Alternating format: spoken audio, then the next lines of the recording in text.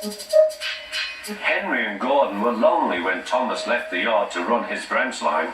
They missed him very much. They had more work to do and had to fetch their own coaches. The big engines thought they were too important to fetch coaches.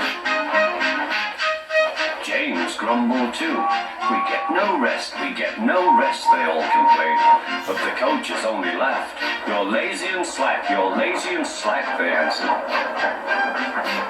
Altogether, the engines were causing Sir Topham Hatt a great deal of trouble.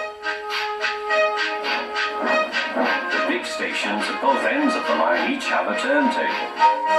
Sir Topham Hatt had made them so that the tender engines can be turned around because it is dangerous for them to go fast backwards. Little tank engines like Thomas don't need turntables. They can go just as well backwards as forwards. But to hear Gordon talk, you would have thought that Sir Topham Hatt had given him a tender just to show how important he was.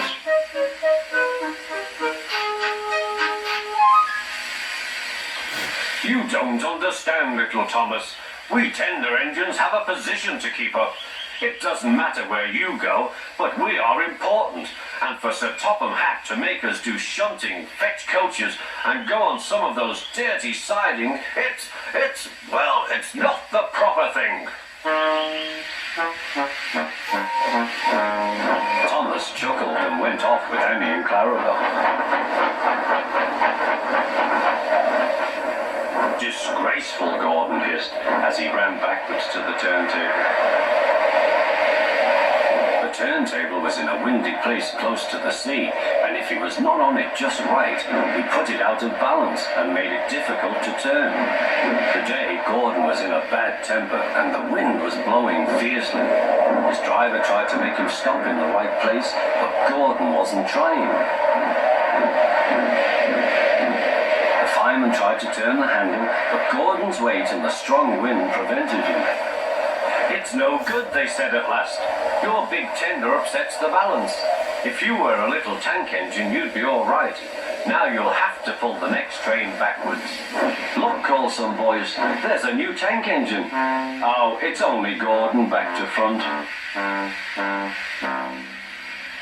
"Hello," called Thomas. "Playing tank engines? Sensible engine. Take my advice, scrap your tender and have a nice bunker." Gordon said nothing. Even James laughed when he saw him. "Take care," hissed Gordon, "you might stick too." "No fear," chuckled James, "I'm not so fat as you." "I mustn't stick," thought James. He stopped on just the right place to balance the table. It could now swing easily. Gordon arrived in time to see everything. James turned much too easily. The wind knocked him round like a top. He couldn't stop.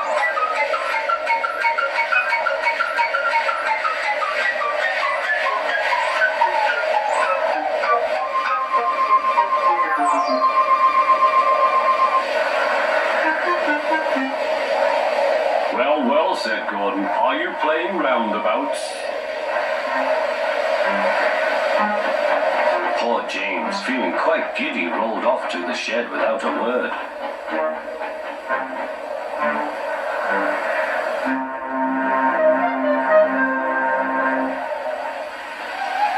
That night, the three engines had an indignation meeting. "It's shameful to treat tender engines like this. Gordon has to go backwards and people think he's a tank engine. James spins round like a top and everyone laughs at us. And to add to that, Sir Topham Hatt makes us all shunt in dirty sidings."